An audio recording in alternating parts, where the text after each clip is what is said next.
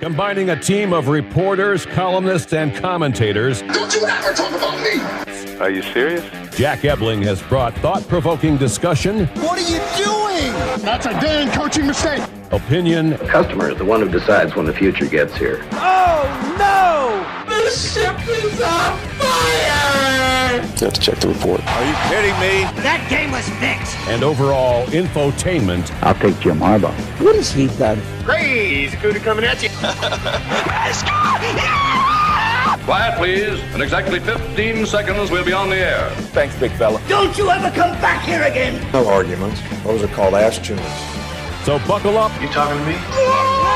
It's time for The Drive with Jack Ebling. Yeah, for some reason or another, you sound a little taller on radio.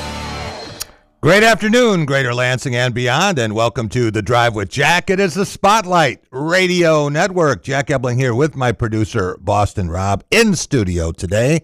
105 West Allegan, our beautiful Spotlight facility. That means you can watch us, Rob, on YouTube. Follow along.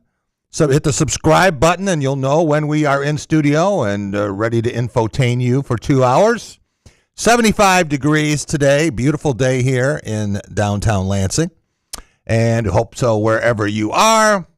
Big show. We have a lot to talk about. Of course, Detroit Tigers now, 4-game winning streak, all against first-place teams.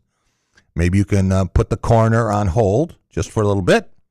We also have a lot to talk about with college basketball and Dusty May and Mike Boynton, the new coach at the University of Michigan. We'll talk about Dusty and the Dallas Mavericks here in a little bit. And we have draft week.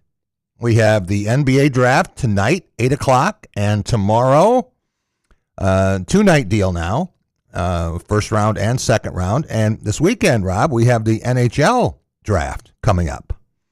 So we can look forward to that as well.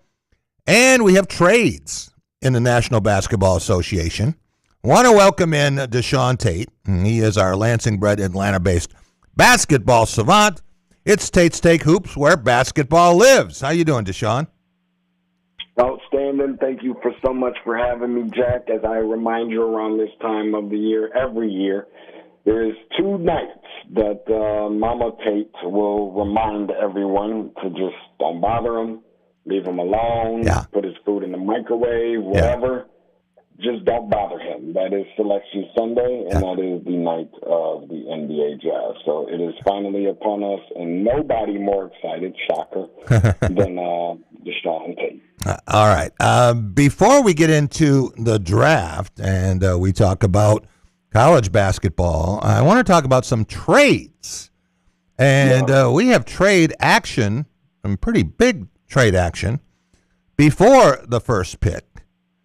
And how about Giannis Antetokounmpo becoming a member of the Miami Heat? This is the biggest acquisition in South Florida since LeBron James took his talents to South Beach. What did you make of this trade? It seemed like the Heat gave up an awful lot for a guy who's often injured. No. I think that, and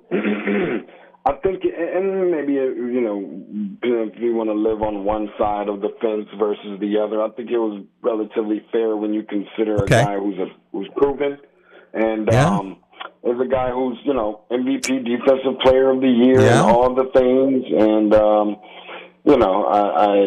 a little up in age. I think it did help getting Bobby Portis to go with some of that. I think he is one of the more energetic, especially in the front court bigs in the NBA, if you will. Yeah. Physically imposing and everything else. But no question about it, Miami certainly gave up a good bit to get that. But if there's anybody that's deserving in the NBA with the resume that Giannis has, he is probably one of the very few. Will there be a team in the league, in the association, Deshaun, that will have a better 4-5 combo than Giannis and Bam Adebayo?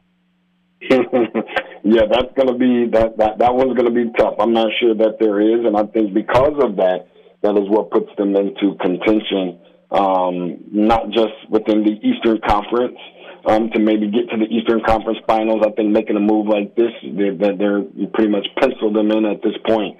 But in realistic conversations of being able to make a run, barring injuries, all the way to perhaps maybe even the NBA Finals, especially. I mean, some pretty good pieces that are still around there in Miami, and the culture and everything else that goes along with it. Yeah, I think that it's a win for them. Who did you like who is still there? We know that Tyler Hero is gone. Jaime Jaquez is gone. Ware is gone.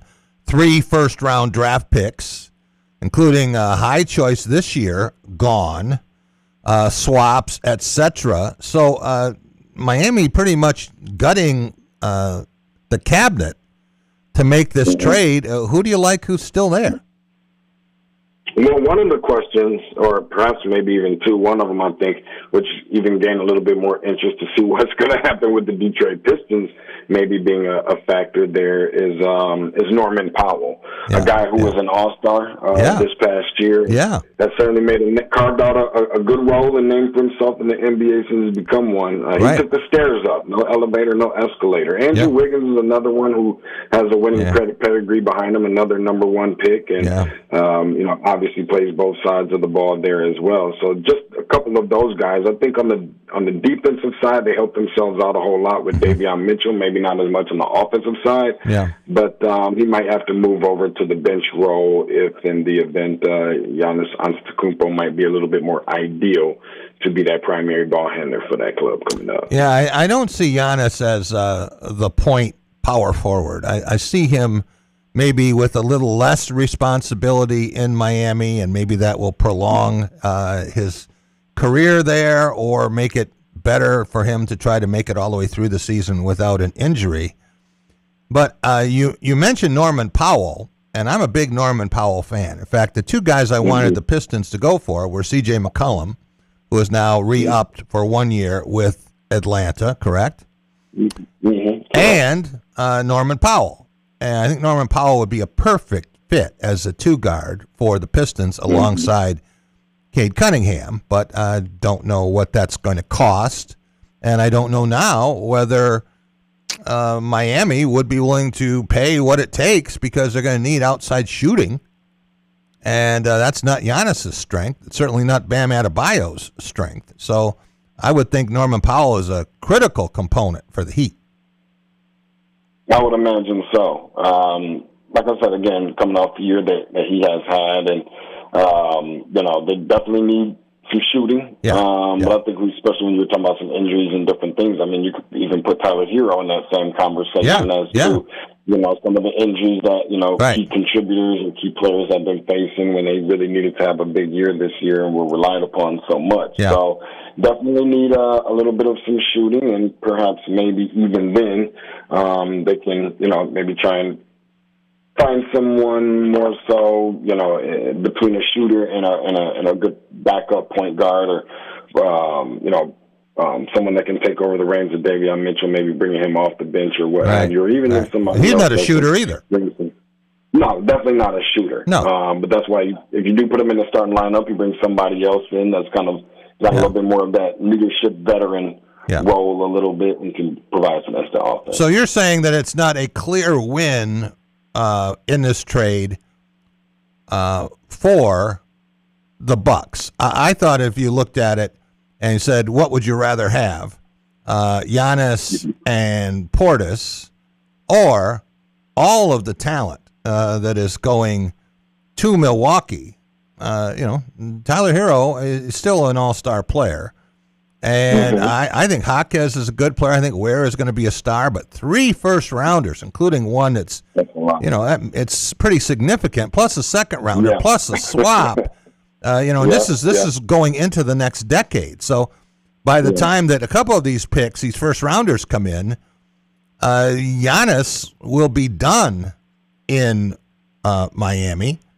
So I would think then that they're going to go down a little bit, and that pick would be even more valuable. But what about the trade with the Timberwolves and Julius Randle going to the Nets? And I guess I didn't understand that Julius Randle was a minus. But there was actually a trade of first-round picks, and it's like Minnesota said, we'll take a lower pick if you just take Julius Randle. They wanted the money, the deal. They wanted that cap space. It had to be for more than just to re-sign Ayo Dosunmu. But if I'm the Nets, and I don't often say good things about the Nets, they're adding a guy who averaged more than 20 points a game, who was sent to Minnesota for Karl Anthony Towns, so it shows that he had value then. And, yeah, he had a bad playoff for Minnesota, but so did Jalen Duren for Detroit. I'm thinking that the Nets really helped themselves, if that's possible. That's a good point. And I think that they did, too.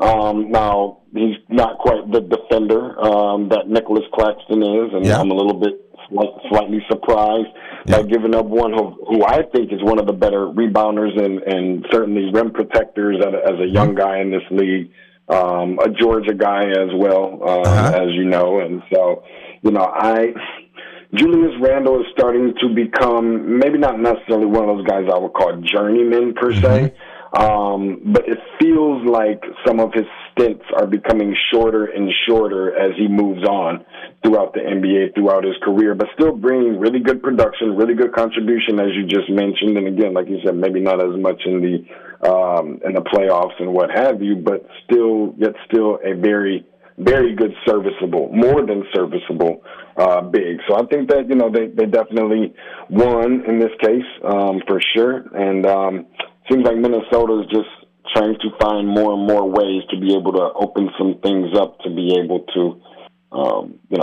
put some guys around Anthony Edwards. Yeah, it's going to take a little bit more than Ayo Dosunmu. I don't think that Minnesota is a cash-strapped franchise. Maybe it's not a have-it-all. But when I heard that Julius Randle might be available, Deshaun, I said, that's a guy the Pistons should try to get. He's 20 points a game, right?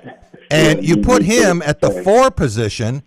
Tobias Harris had the greatest stretch of his life in the postseason, but he's a free agent, and Pistons can do better. So I would think that if they could have put Julius Randle into that lineup, along with the players they already have, and Pistons can afford a guy who is an offense, primarily an offense guy, as long as they have Asar Thompson on the court. Yeah. So I guess that's another trade idea I had that went nowhere. Yeah, well, I agree with that too, Jack, especially seeing the way that, Cade Cunningham had to pretty much be the do-everything guy from a scoring standpoint, and whatever you got out of Tobias Harris was more than a bonus for what you got out of Tobias Harris. So all the stuff that people were yelling about Tobias Harris being overpaid for all of these years, I guess they can kind of put that to a little bit of a screeching halt to a degree. But that definitely does seem very much ideal, where maybe if the Pistons could have been a player in such things, then maybe they would have been able to land Randle. But the Detroit Pistons aren't necessarily a franchise in which I feel like anybody can go there and thrive and play there. I think it does take maybe not necessarily a special guy, but certainly someone that does have to fall under a certain kind of culture similar to the Miami Heat. I just thought that Julius Randle would be a great second option in Detroit, a guy who's going to score 20 points for you. And sometimes it was Cade Cunningham or no one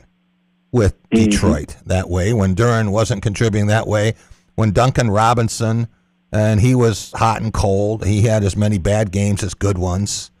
And I don't think he should be your only outside shooting threat anyway. I think that they need someone else. That's why I was talking about Norman Powell or a C.J. McCollum. Well, let's talk about the draft. And tonight we have, how many players would you say in the top tier? Where do you draw the line? I think the top tier is, the line is drawn at number 4, potentially 5. Those 4 are the 4 that we all presume will be taken off the board first. Tell us about those 4 or 5. That's Debinsta, AJ Debinsta, BYU, Darren Peterson, Kansas, Carlos Boozer at Duke, which I know some people have their own reservations about for reasons that I have no idea why. Some people think he might go too.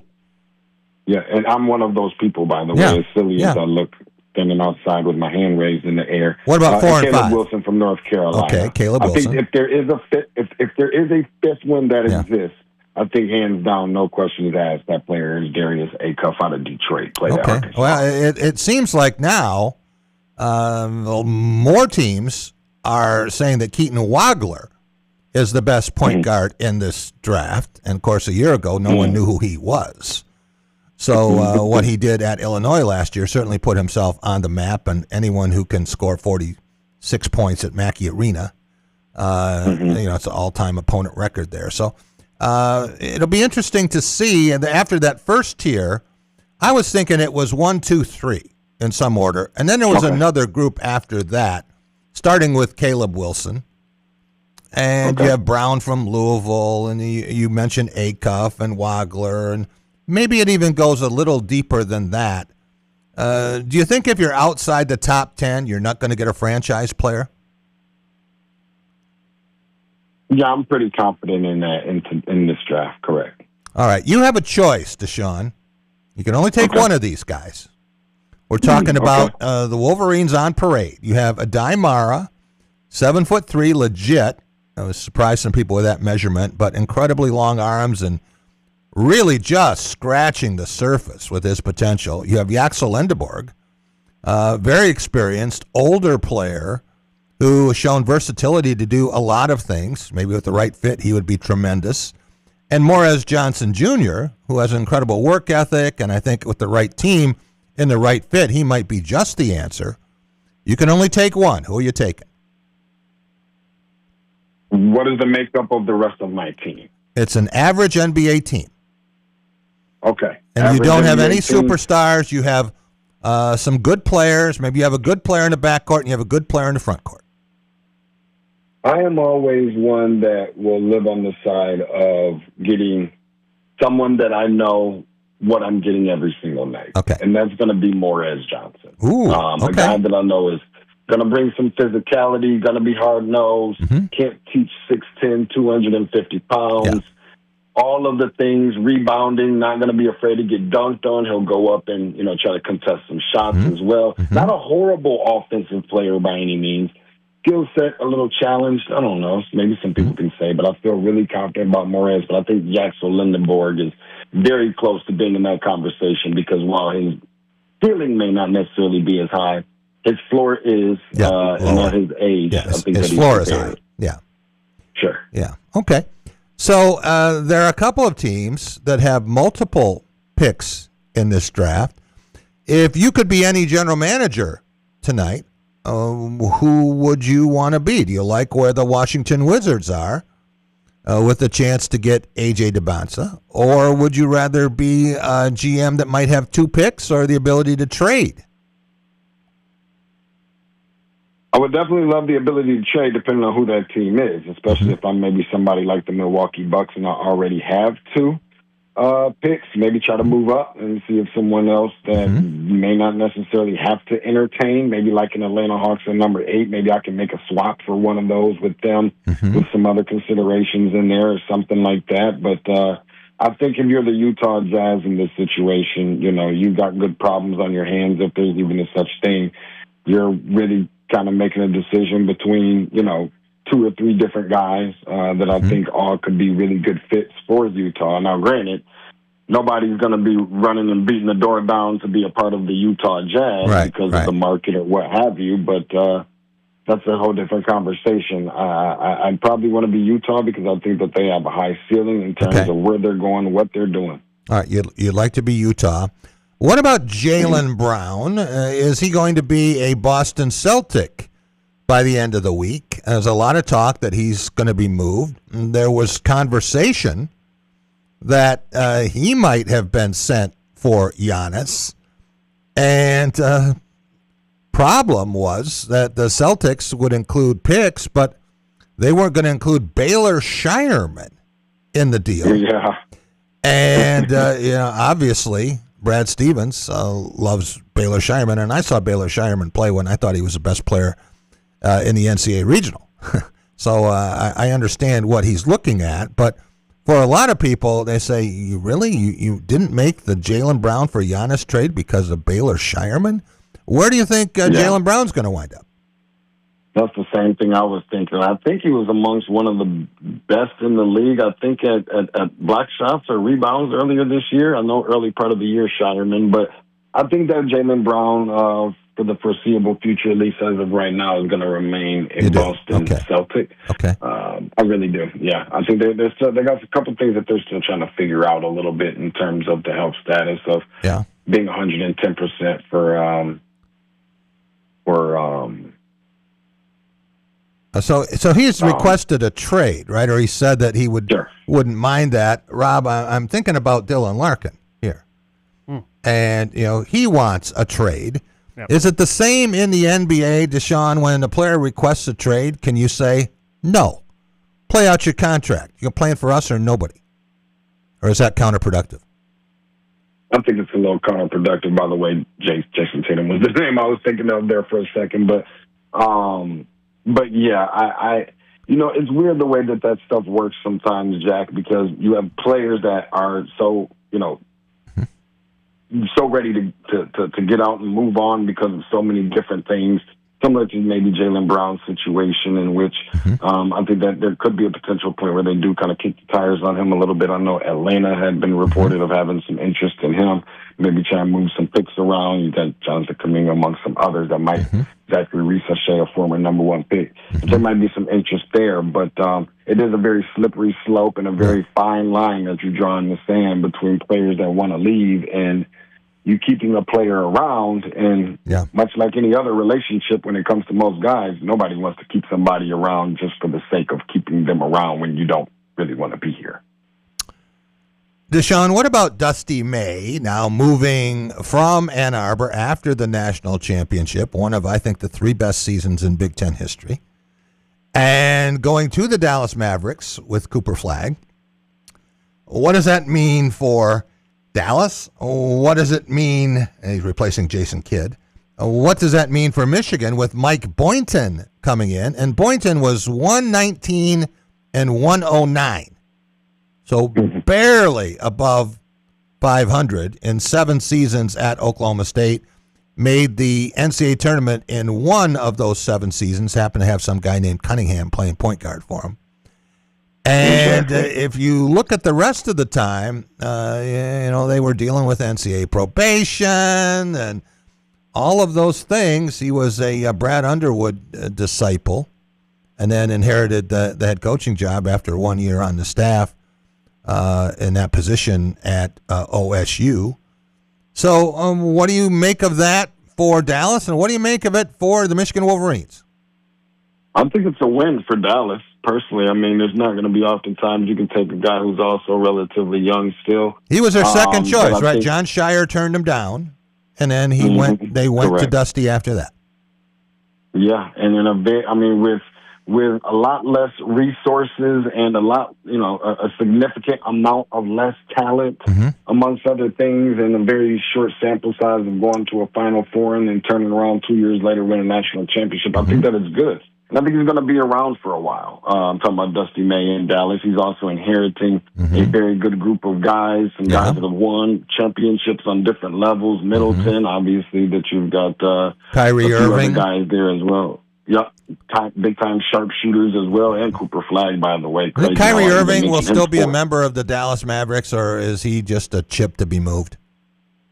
I think he's a chip to be moved. Okay. I really do. I do. But I will say also that somebody like Dusty May kind of reminds me similar of Brad Stevens to a degree when he was picked up out of college basketball, and I think that it was a good move at that time as well. So I think it's similar. But as far as for Michigan, I mean, listen, they've got a good group of guys that are coming in over there and still going to bring back one of the better point guards in the country as well.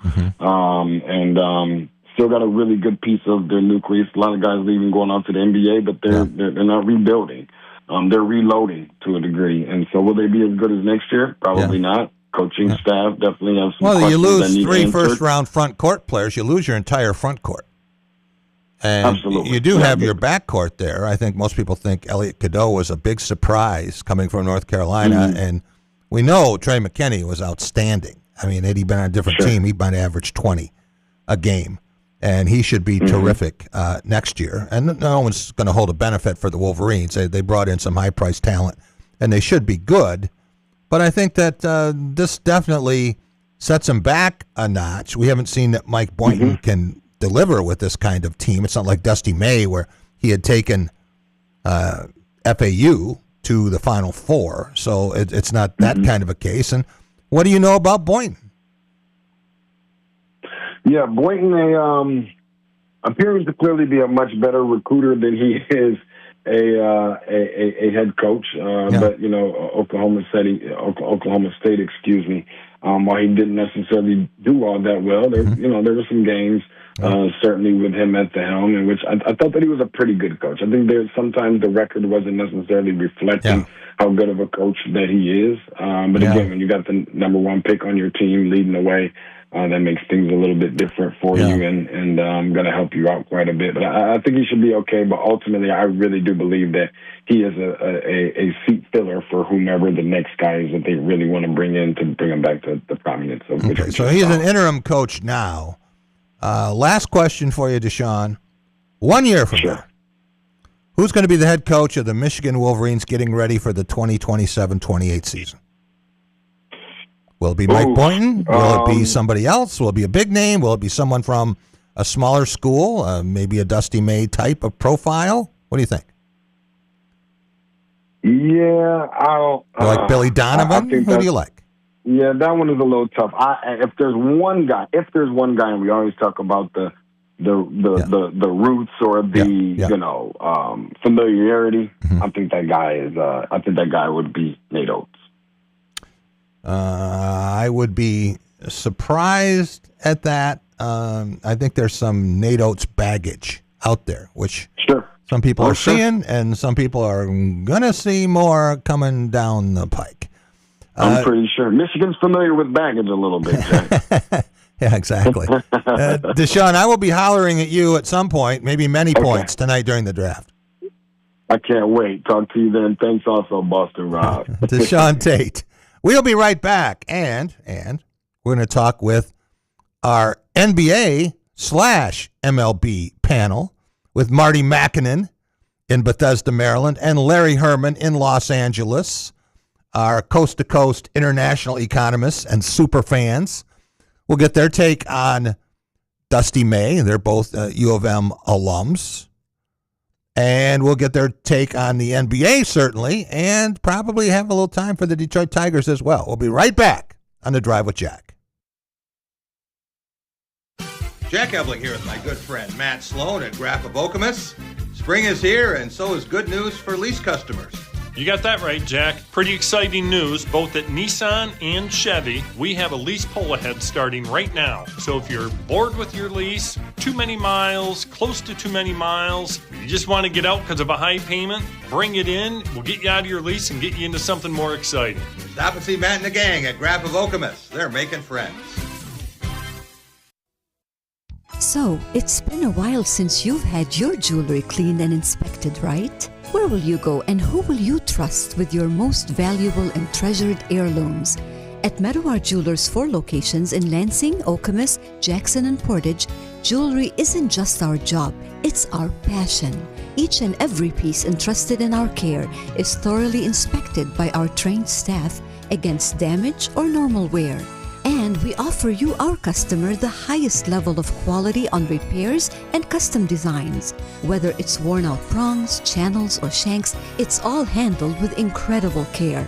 Meadowar Jewelers in Lansing, Okemos, Jackson, and Portage want to help you preserve your memories and offer you options on creating new ones. Come in today for the cleaning and inspection of your jewelry. We continue to work hard every day to earn your confidence and trust. Dean Transportation is looking for compassionate people to join our team of school bus drivers and attendants. Visit deanjobs.com to see all openings. Dean Transportation provides paid training to obtain a commercial driver's license, increased starting pay, comprehensive benefits, and flexible schedules with no weekend shifts. No experience needed. Apply today at deanjobs.com and train for back to school season. That's DEAN jobs.com. Jeremy, I gotta ask, how do you always know where to go on the weekends?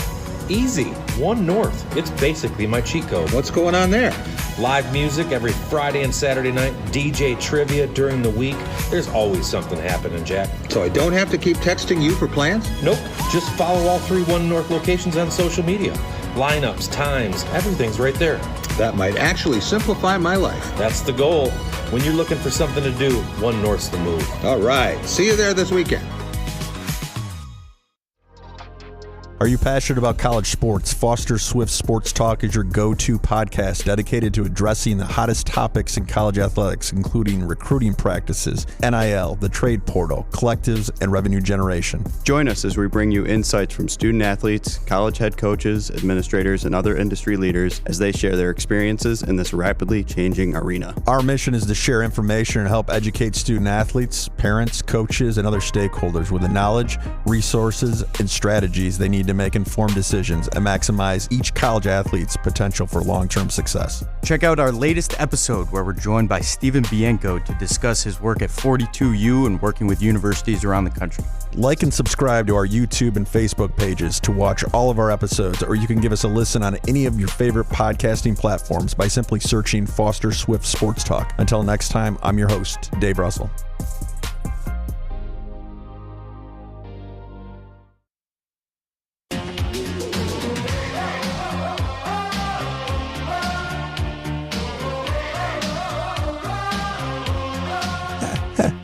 Welcome back. It is The Drive with Jack, the Spotlight Radio Network. Jack Ebling here with my producer, Boston Rob. Rob, you do such a masterful job with these rejoins. Which of our next 2 guests would you describe as being closer to Tarzan Boy?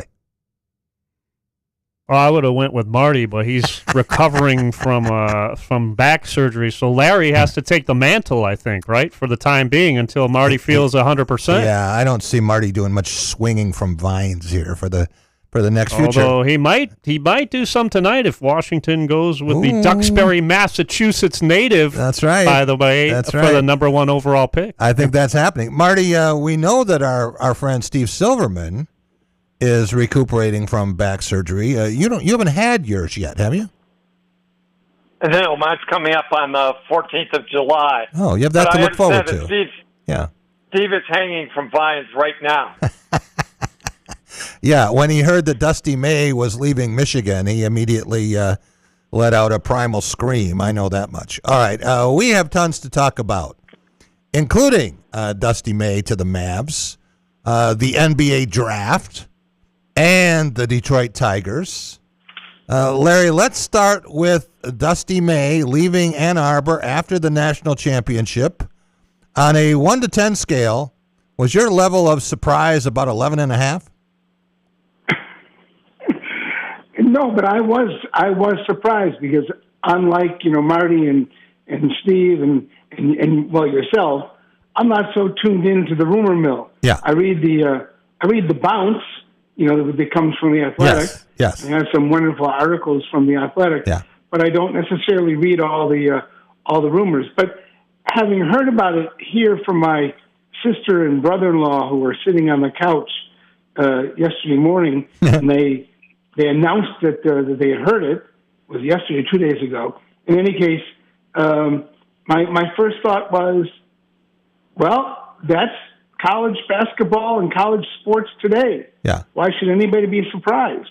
I'll just make one other comment. I was really shocked by Mitch Albom's column this morning because, he acted surprised and disappointed. But he's got to know this is the way the college basketball works, and we've got in the state of Michigan, one of the very rare coaches who defy that trend. That's right. Marty, it seems a little strange now that so many coaches are in the portal and they don't make it as long as the players they recruit at a school. Were you as surprised by this move as you were when John Beilein left Michigan in 2019 for a very short stay with the Cleveland Cavaliers? I was more surprised by John Beilein leaving because he seemed like a college guy and he's much older, right? And and had become beloved over a much longer period of time in Ann Arbor. Yeah. So he just didn't seem like a good fit with the pros. I think Dusty May probably will be a good fit. I mean, he has a much better chance than John Beilein. Marty, if you are going to guess, which of these four individuals had a better NBA career? Would you take Adai Mara with his length and the growth potential for him? Yaxel Lendeborg with his versatility. We know what he can do at both ends of the court. Morris Johnson, who is such an important piece to a team, and we know what his work ethic is like. Or Dusty May. You can have one of the four for your NBA franchise. Who are you taking? I think I'm going to go with Morris Johnson because of that work ethic and sort of NBA body already. Yeah. I don't think he's going to be a star, but I think he'll have a long and productive career in the NBA. Dusty may outlast him because Dusty May is still a very young guy as well, and he obviously knows how to coach basketball, but he might come back to the college ranks, especially if his original home at Indiana University opens up at some point. Yeah. Larry, tell us everything you know about Mike Boynton, the interim coach, and we know that you love sports gambling. Would you guess that Mike Boynton is the head coach of the Wolverines 12 months from now? Absolutely not. I think the Wolverines are in a position where they need to go out and get a name coach. I'm not going to predict who that's going to be. I don't even have any idea what it's going to be. But just like they went out and got, an up and coming coach in Dusty May, that's what they're probably going to do. I think the days of moving up from inside the organization or choosing a Michigan man are over. Did you know who Mike Boynton was before yesterday? No, I will admit I did not. Okay. Marty, I assume you knew that he was a defensive specialist, and he's been on the defensive ever since his program went on probation for 3 years at Oklahoma State. His record there in 7 seasons, 119 to 109, I think that is a lower winning percentage than Brian Ellerby had when he took over for Steve Fisher. They did make one NCAA tournament, and that was when they had Cade Cunningham, but the rest of the time, no, and had 3 non-winning seasons of the 7. What does that mean for Michigan basketball in the short run, and who do you think the coach of Michigan might be in 12 months? I think Mike Boynton has a chance at it. I mean, if he's able to retain the superb talent that they have, or a big share of it, and coach them well. He's apparently a really strong recruiter. He was the defensive coach behind the probably number 1 defense in college basketball last year. That's true. So he's got a chance to work with it, but he'll have to perform because the job should be very attractive to a lot of coaches. I saw the Free Press mention somebody who came to mind to me, even though I couldn't remember his name. It's Josh Schertz from St. Louis University, who is a close buddy of Dusty Mays and has a fantastic record wherever he has been, and a similar coaching philosophy to Dusty May. So he's not the only one. They would have a lot of choices. When you look at continuity, gentlemen, we did something on a Press Pass television show a week or so ago, and we looked at Michigan and Michigan State and the states of flux. Michigan State, we know. Michigan's might be a little more of a surprise, but both schools debuting new head football coaches in Kyle Whittingham, who is 66, and Pat Fitzgerald, 51. Both new presidents. Michigan State it looks like going to be saying goodbye to Kevin Guskowitz. He hadn't signed anything yet with Clemson, and there are certainly appeals being made to get him to change his mind at the last minute, but certainly he has announced his intention to leave for Clemson.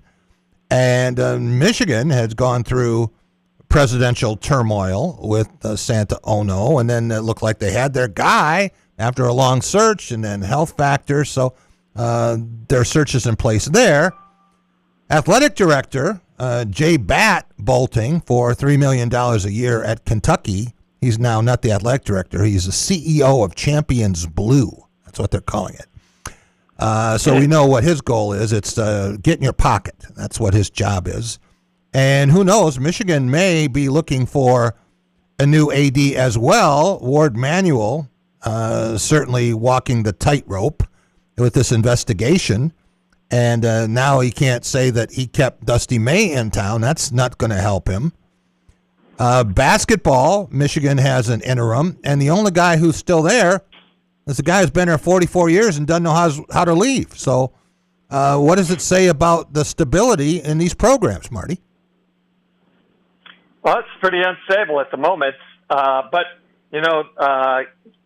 Michigan State landing Pat Fitzgerald and Michigan landing Whittingham shows that, the brand is strong in both cases in terms of athletics. And, of course, Izzo will have a big influence not only on the selection of whoever eventually replaces him when he retires at age 99, but also on the selection of the next president of the university. Yeah.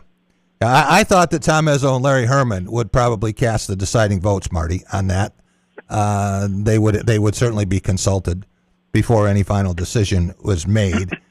Larry, what about the NBA draft? Are you surprised that Miami basically said you can have anyone but Bam Adebayo, and we want Giannis Antetokounmpo? And so the Miami Heat are now the Milwaukee Bucks, and 3 first-round draft choices, etc., included in that trade. And I'm still trying to understand what sort of social disease Julius Randle has. He averaged more than 20 points a game last year for the Timberwolves, and they had to basically pay the Brooklyn Nets to take him and his contract because with the switch of first-round draft choices, that did not work in Minnesota's favor. And I thought he would have looked good in a Pistons uniform, much more consistent than Tobias Harris. What am I missing? I don't know what you're missing, but I wasn't completely surprised by the Miami-Milwaukee trade because my nephew, Ben Herman, who is an NBA savant, basically had told me that was going to happen earlier last night before the trade was announced, I guess around midnight, midnight your time. I was initially disappointed because there was all this talk that maybe Hero was going to go to the Pistons, but now I'm reading that that's still a possibility. So I don't know exactly what the Pistons would have to give up in order to get him. As far as Julius Randle is concerned, there's some players who, no matter how good their individual stats and how good they seem to be, just don't seem to click. And it's possible that he's just one of those guys. Yeah. Well, he was a New York Knick, and they didn't win. And then they made the trade for Karl Anthony Towns, and the rest is history. Marty, with Tyler Hero, and the Pistons were talking to Miami about him. The idea is that it would require losing Isaiah Stewart, Duncan Robinson, and more. If you were the Pistons, would you make that trade for an often injured Tyler Hero? Yeah, that's the risk is Hero's health because he is a very, very good player when he plays. But he doesn't play very much. And it was pretty clear, I think, that Isaiah Stewart's days were numbered when he started falling from the rotation in the playoffs. So I anticipate at some point in this offseason that Stewart will be finding a new address and the Pistons will have some new assets, whether they're Hero or somebody else. I was thinking that C.J. McCollum in Atlanta would have been a good fit, but he has signed a 1-year deal there with the Hawks. And what do you think Norman Powell, another 20-point-a-game sharpshooter, could mean alongside Cade Cunningham if they could pry him loose from Miami? Well, he's a free agent, so they don't have to trade for him. Adding another sharpshooter is really important to that team. And if you had to give up Duncan Robinson to get another sharpshooter, you'd still only have one. Right, you might have somebody who's more versatile than Duncan Robinson, who can play more defense, but you're still going to be only have one sharpshooter. Yeah, I think you're right. The idea with Cade Cunningham is to have two threats on the perimeter, and if you had Robinson and Powell, now you're talking. Yeah. And maybe they still need to do something to find a more consistent player at the 4 than Tobias Harris, although he had a stretch in the playoffs where he was fantastic, and then came back to earth when it really mattered.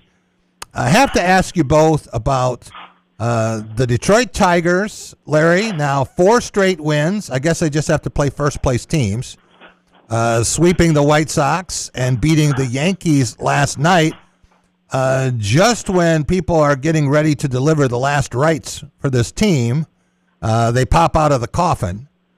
What do you project now, and are we going to be talking about the Tigers in anything but a disparaging term in September? Well, at the beginning of September, they'll probably give us a glimmer of hope. Yeah. Look, I hope I'm wrong, and I hope that these are signs that they're going to actually turn it around and play 600 or better ball all the way in, make up a couple of games every week from the minus side, and then be able to challenge late August and September. What that will mean for the trade deadline and Skubal and all that. I still think that they're likely to trade Skubal, and I think that they, and my own personal point of view is they'd be better off trading him earlier than late. But look, I've been the most optimistic of our group that talks about the Tigers. Yeah. But I'm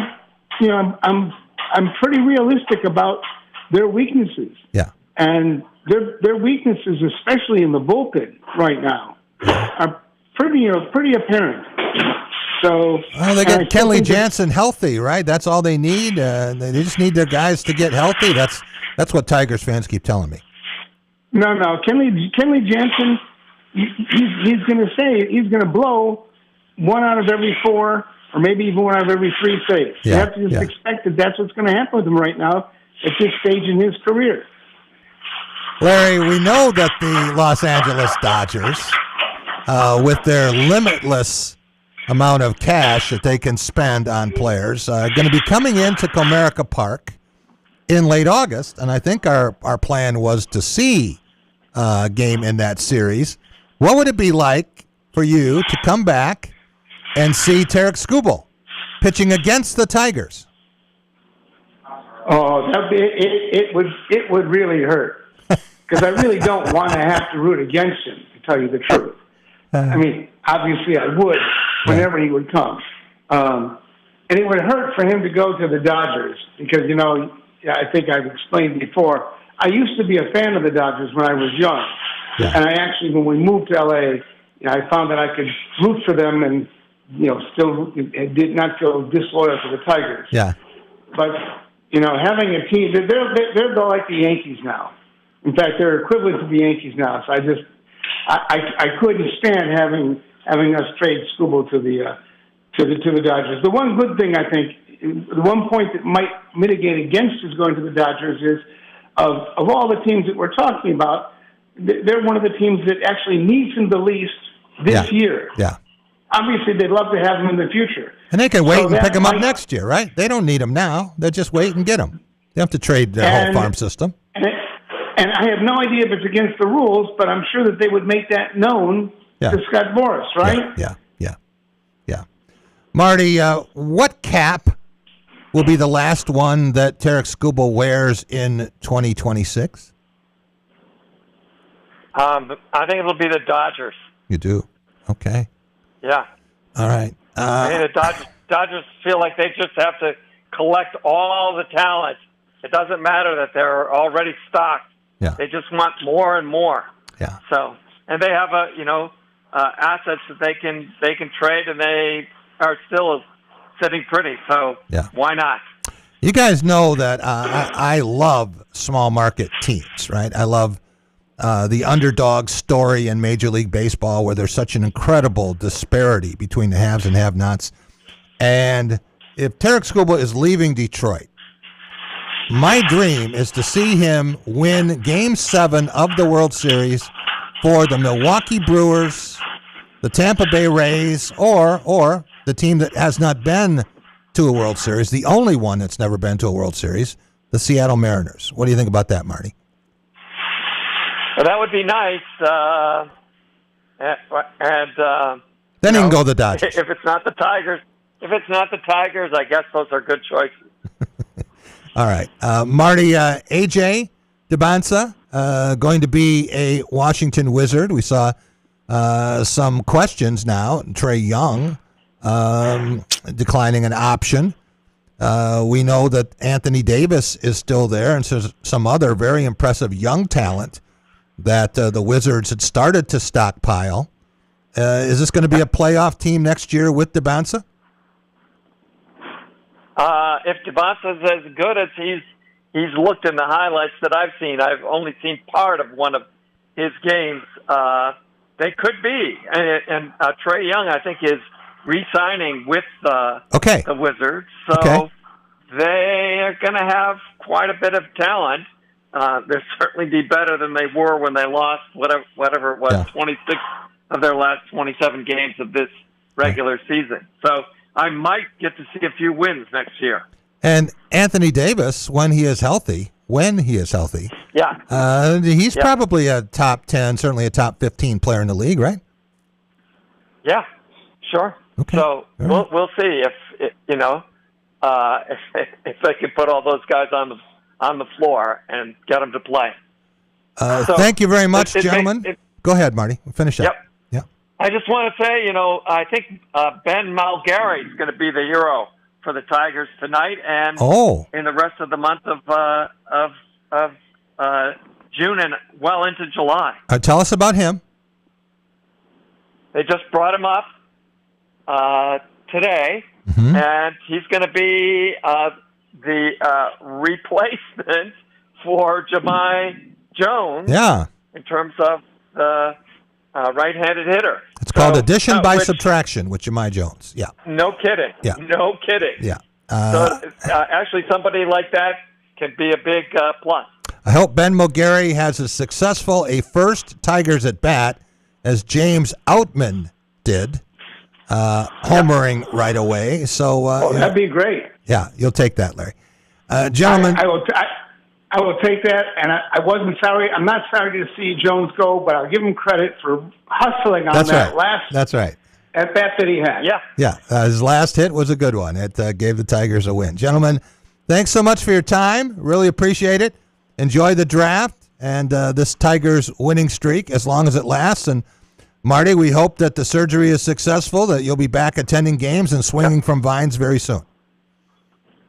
Excellent. Good to talk with you, Jack and Larry. All right. Well, we will be right back, and we have many, many more guests to come. Gary Gillette is going to join us to talk about the Tigers coming up next on The Drive with Jack.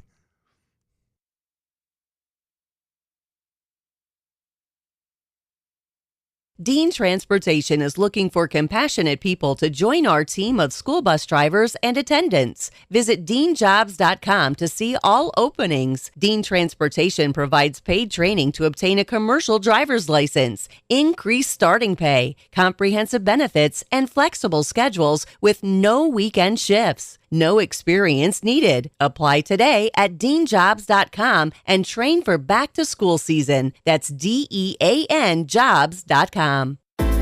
Jeremy, it's finally patio season. About time. And not just any patio, Amy. One North Patios. We're talking sunshine, cold drinks, and that perfect I should have left work early vibe. Lansing, East Lansing, Jackson. Each one has got its own patio personality. Whether it's brunch in the sun, happy hour with friends, or late night cocktail under the lights. It just hits different outside. Great food, craft drinks, and plenty of space to kick back. So grab your crew and claim your spot. One North Kitchen and Bar, your table's waiting. Outside. Let's go.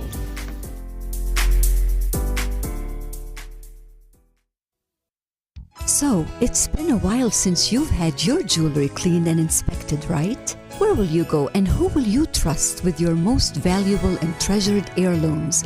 At Meadowar Jewelers' 4 locations in Lansing, Okemos, Jackson, and Portage, jewelry isn't just our job, it's our passion. Each and every piece entrusted in our care is thoroughly inspected by our trained staff against damage or normal wear. And we offer you, our customer, the highest level of quality on repairs and custom designs. Whether it's worn out prongs, channels, or shanks, it's all handled with incredible care. Meadowar Jewelers in Lansing, Okemos, Jackson, and Portage want to help you preserve your memories and offer you options on creating new ones. Come in today for the cleaning and inspection of your jewelry. We continue to work hard every day to earn your confidence and trust.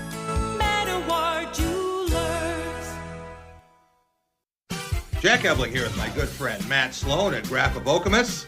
Spring is here, and so is good news for lease customers. You got that right, Jack. Pretty exciting news, both at Nissan and Chevy. We have a lease pull-ahead starting right now. So if you're bored with your lease, too many miles, close to too many miles, you just want to get out because of a high payment, bring it in. We'll get you out of your lease and get you into something more exciting. Stop and see Matt and the gang at Graf of Okemos. They're making friends.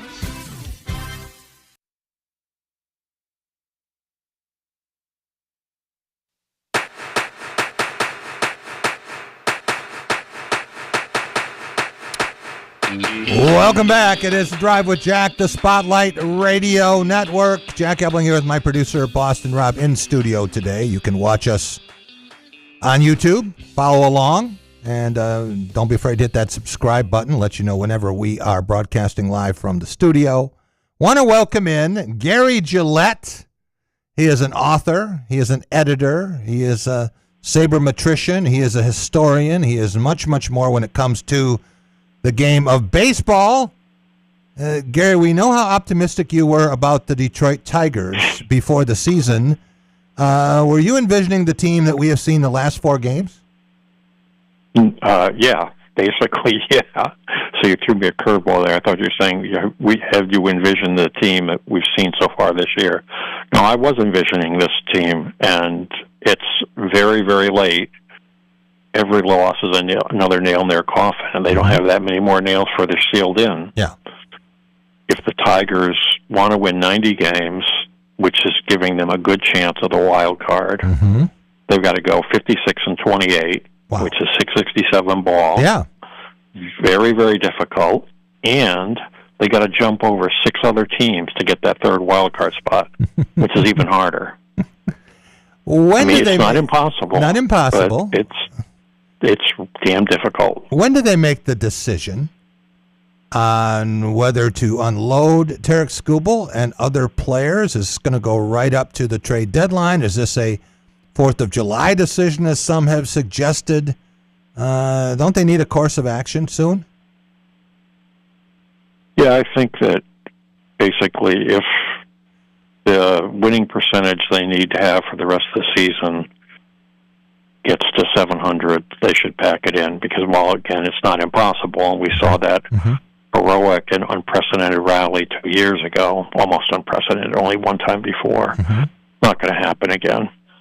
So, yeah, I think it's, they just have to watch. Every loss moves them closer to that. Yeah. Every win moves them closer to the wild card, but not nearly as close as the losses move them to elimination from contention.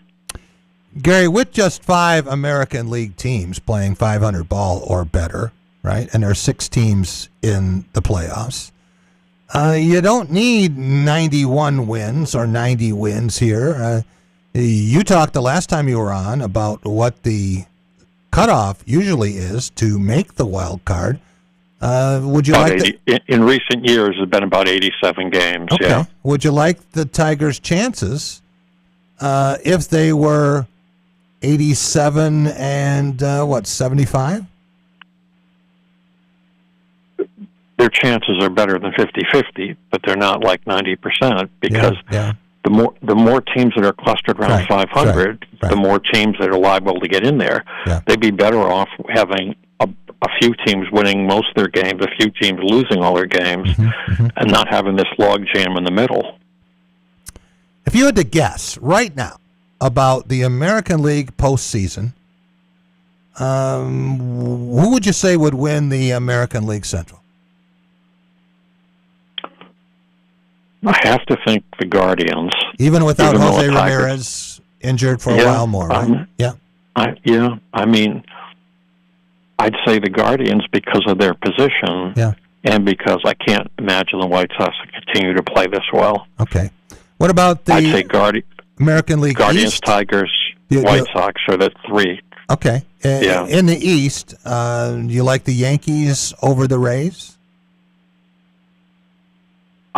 I do, except I don't know how serious Judge's injury is going to be, right? I mean, this is a kind of injury that looks like maybe he's coming back, and then he comes back in the first game he re-injures it or something, or he comes back and plays over it. I think the Yankees are the favorite, but I'm rooting for the Rays. Well, what about the West? Do you like Seattle there? Yeah, I do. I think they're the class of the division, and there's no reason they shouldn't pull it out. Okay. And frankly, they're my favorite to go to the World Series at this point. Oh, okay. Oh, I like that. The one team that's never been. If we can say the Rays are, if not a lock, certainly a favorite to get to the postseason, either as a division champ or as a top wild card.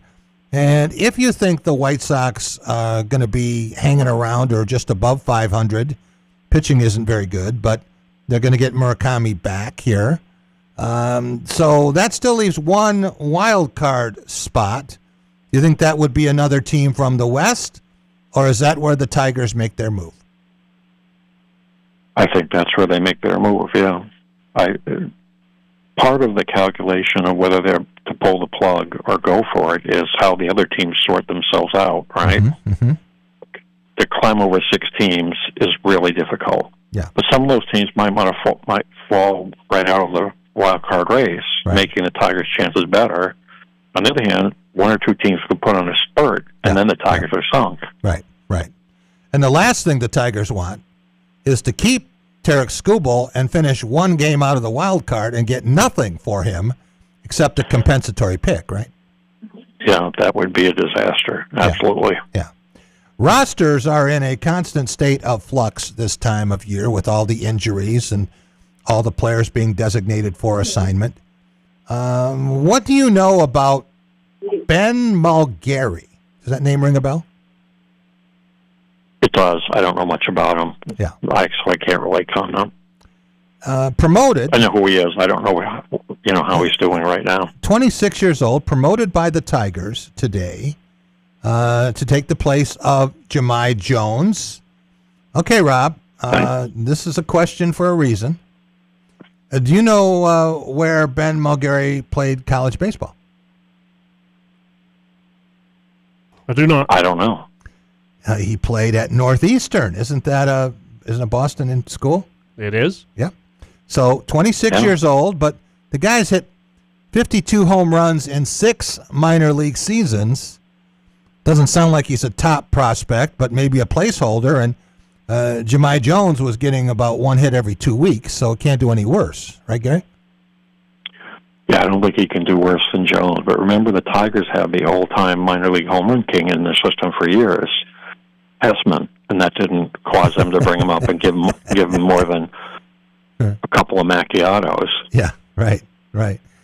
So when we talk about the Tigers and the decision and all the focus is on Tarek Skubal, what are the chances that they would have a complete unload and send some other players, whether it's Gleyber Torres? I'm hearing a lot of teams are interested in Casey Mize. I think the Tigers should be too. Or that the Tigers would say, we're close enough. We're only going to have Tarek Skubal a few more months. He's rounding into form. we're going to go for this. We think we can win the American League, and we are going to be buyers at the deadline. Yeah, I mean, I would love to see that. I'd love to see them hang in, but hanging in means not 500 ball. It means winning 2 out of 3 in the next couple of weeks. Yeah. Win every series or win 2 out of 3. Mm-hmm. Avoid disasters like the series with the Guardians, and then say we're cashing in our chips. We're going for it. Yeah. Does that strike you as the Tigers' way? Do you think that that's the way that Chris Ilitch and Scott Harris are prone to think? I don't think Chris Ilitch would do that unless Harris persuaded him and Hinch persuaded him. And Harris seems so in love with the farm system and that approach, right? He wants to build that way. Right. And I think that would be the way to go, except for this year. Yeah. For this year, he's got, he could say Clark or Rayner are untouchable, one or the other. That's right. He trades the other one. Yeah. He needs a really powerful bat in the lineup. Yeah. And they need a lights-out relief pitcher. Yeah. The bullpen isn't a joke, but it's not reliable. And if that costs them Briseño, okay. Because they've got Dingler, they've got Lorenzo, who may or may not be a major league player. And if that costs them Rayner, well, they got McGonigal, and they got Cole Keith. Yeah. And if that costs them Briseño or Clark, well, they should get a ton for Clark. Yep. And then they worry about who their center fielder is going to be after they decide if Parker Meadows is ever going to be a bona fide major league player. But I would designate Clark as untouchable and be willing to trade either Briseño or Rayner and expect a lot for him. Maybe both. I'm going to take this one step further, and I don't think we've ever speculated on this, Rob. Let's say the Tigers are correct in their assumption that Max Clark is going to be at least a 5-time All-Star and a very good player for more than a decade. Would you consider trading him right now for Yordan Alvarez? We know that Houston is struggling the same way the Tigers are and going to go through a rebuild. And if he is the best hitter in the American League, what would he mean to the Tigers? He would need a ton. That would be a gut check. That would be a real gut check. You know, what I would say is if they want Clark, I would say, we'll give you your choice of Briseño or Rayner plus another decent prospect or 2 decent prospects. Clark's untouchable, I think. Okay. Because, see, they don't really have any options center field. Nope. They'd have to acquire somebody. You know? Yeah. Yeah. I mean, first baseman, they could pick up somebody. But you're talking about arguably the best alone. Hitter in the American League, right? I know. But there's also a future here. Okay. All right, I got you. That's you just would my vote opinion. no on That's that. just my. Okay. I would vote no on that trade. Okay. All right. Well, but I surely would try to acquire him for other prospects. Yeah. And they have other chits to play too. So what if the Astros said, you can keep Max Clark, keep him. We'll send you Yordan Alvarez, and we get to pick any 5 other players out of your system, farm system. Well, I don't 5 is too much. I don't think so. I mean, we're playing here a game of what if, and I just think if the Astros want to trade him, they probably couldn't do better than what the Tigers would offer if the Tigers would offer, a blue chip prospect plus 2 other players. Now, that's assuming the Astros are willing to go for pure prospects. There could be other teams out there willing to offer a major league regular plus 2 prospects. All right. Why hasn't Dylan Dingler gotten more love in terms of the All-Star voting? And I get it with Shane Langeliers, right? He's a terrific player. He has a history, and he has more than 3 times as many votes as any other catcher. I get that. But how about Alejandro Kirk? He's been injured almost all year, and maybe it's the way that Blue Jay fans respond to this. But Dylan Dingler shouldn't have been fourth or third, maybe at best, in the balloting, should he? No, of course not. But you can't take All-Star voting seriously. It's a fan contest. MLB geeks the fans up. I mean, if you allow the teams to say vote early and often for your own players, but they don't say each fan gets one vote. They don't say you get one vote per day. Fans can vote 100 times in a day, as far as I know. And if they can't, they can still vote 10 times a day and don't vote every day. It's a beauty contest, and Kirk was in the World Series last year along with the Blue Jays. We know that the Tigers are paying Framber Valdez $38 million this year. I guess it's 32 was the arbitrator's figure for Skubal after the Tigers offered $19 million, and that was $1 million less, by the way, than they agreed to pay Jack Flaherty. You love sticking the knife in the sore spot. Yeah. Because it really is a sore spot. Yeah. But with those numbers out there, and then you think about a guy who has pitched so well for the Tigers this year. I guess it shows it, especially with pitchers. There are no guarantees in baseball, in drafts, even in contract negotiations. Where would the Tigers be without Cater Montero?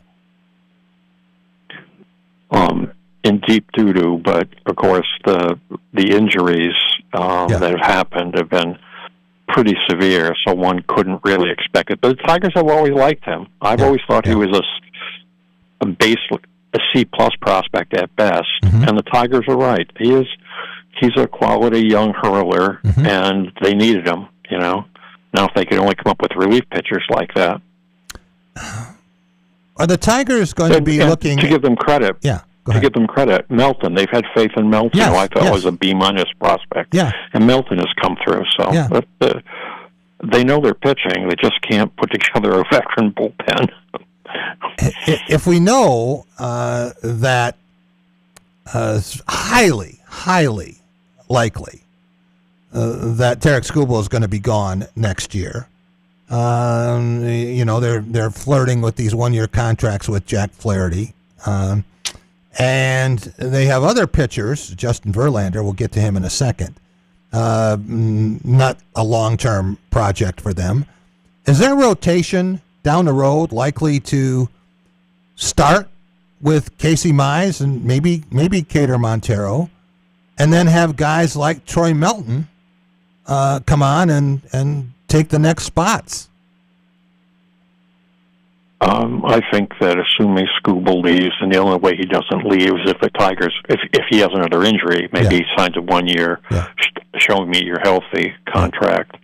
But unless the Tigers win the World Series and cash in huge on sponsorships and that, Skubal's gone. But a rotation of Valdez, Mize, Melton, Montero, that's not bad. That's not a bad place to start. But they have to sign Mize to do that, too. Right, that's right. They have to pony up the money for Mize. It'll be very attractive. Yeah. It's interesting you mentioned that. I wasn't going to, about another injury for Tarek Skubal, because a guy I know who's a diehard Tigers fan, I mean, just lives and dies with them, right? He said that he just never roots for injuries and would certainly never root for an injury to Tarek Skubal, who might be his all-time favorite Tigers pitcher. But said he kind of hopes that, he doesn't impress this year, doesn't do anything, and he has to do exactly what you say. And that is sign a 1-year contract back with the Tigers, and that's the only way that he'll remain a Tiger. What do you think of that? If the Tigers fall out of the race this year, having Skubal on a 1-year prove-it contract would be give them one more chance, one more shot with all the bullets. But it's hard for me to see how Skubal would be so his market value would be so low that he would take that kind of deal. But I mean, especially given his if he does, But I mean, Boris has signed other players to prove-it contracts. He's no stranger to that. I mean. Maybe the Tigers, Skubal has some minor injury that's correctable down the stretch, and his market value drops to $330 million. I don't know, or $300 million. Yeah. Maybe the Tigers make him an offer, $75 million 1 year, or $50 million guaranteed, plus $1 million extra per start. Yeah. I don't know. I mean, to me that seems crazy, but there are a lot of other things that have happened in baseball that I thought were crazy, like signing Kyle Tucker to that deal. Right. You know, I mean, so what do I know? Someone told me that even with the injuries, Gary, that Tarek Skubal has a better chance to be pitching in 5 years at his current effectiveness than Jacob Misiorowski. With his whip and his, he seems like a walking candidate for Tommy John surgery. I absolutely think it's hard for me to imagine that anybody, never mind a young, lanky guy like Misiorowski, could keep up that sustained velocity without an injury. I'm not wishing him ill, but I just can't imagine he could keep throwing like that. Yeah, it seems to defy the laws of physics. Last question for you. Appreciate all your time, Gary. Would you take the over or the under on 1.5 wins the rest of the year for Justin Verlander? 1.5 wins? You mean WAR, 1.5 WAR, right? No, I'm just talking about pitching wins. I'm not even talking about WAR. Pitching wins. Pitching wins, victories. Oh, I would take the over. You think he'll win 2 games? I would take the over in 2.5. I think I would take the over in 2.5. Would you? Okay. Yeah. I talked to someone who said, don't be surprised if at the All-Star break, Justin Verlander announces his retirement. It's possible. Yeah. I don't know anything. I don't have any inside information, but I would think it's at least as likely he wins 3 to 5 games. Okay. That's good news for the Tigers. Yeah. Garrett, thanks so much. Yeah. Really appreciate your time as always. Gary Gillette, baseball savant. We'll be right back, and we're going to talk with some super fans, people who really know about the Tigers. Trent Bally is going to join us, and Caleb Van Zee. Coming up here on The Drive with Jack. Dean Transportation is looking for compassionate people to join our team of school bus drivers and attendants. Visit deanjobs.com to see all openings. Dean Transportation provides paid training to obtain a commercial driver's license, increased starting pay, comprehensive benefits, and flexible schedules with no weekend shifts. No experience needed. Apply today at deanjobs.com and train for back-to-school season. That's DEAN jobs.com. Jeremy, what's the move when the kids say they're bored? Easy. Family fun night every Tuesday at 1 North. Free kids meal with every entree, so dinner is handled. And we're not just talking crayons and paper menus. Nope. We've got Battleship, Uno, all the table game classics. Plus, all the big stuff, Amy. Giant Yahtzee, Connect 4. It's basically game night leveled up. Kids stay entertained. Parents actually get to relax. It's a win-win. Great food, family vibes, and a little friendly competition.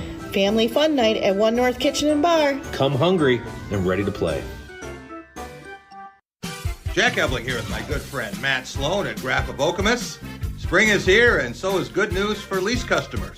You got that right, Jack. Pretty exciting news, both at Nissan and Chevy. We have a lease pull ahead starting right now. So if you're bored with your lease, too many miles, close to too many miles, you just want to get out because of a high payment, bring it in. We'll get you out of your lease and get you into something more exciting. Stop and see Matt and the gang at Graph of Okemos. They're making friends.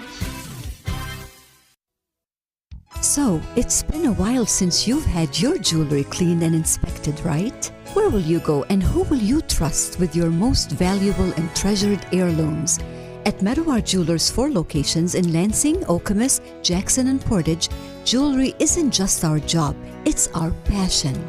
Each and every piece entrusted in our care is thoroughly inspected by our trained staff against damage or normal wear. And we offer you, our customer, the highest level of quality on repairs and custom designs. Whether it's worn out prongs, channels, or shanks, it's all handled with incredible care. Meadowar Jewelers in Lansing, Okemos, Jackson, and Portage want to help you preserve your memories and offer you options on creating new ones. Come in today for the cleaning and inspection of your jewelry. We continue to work hard every day to earn your confidence and trust.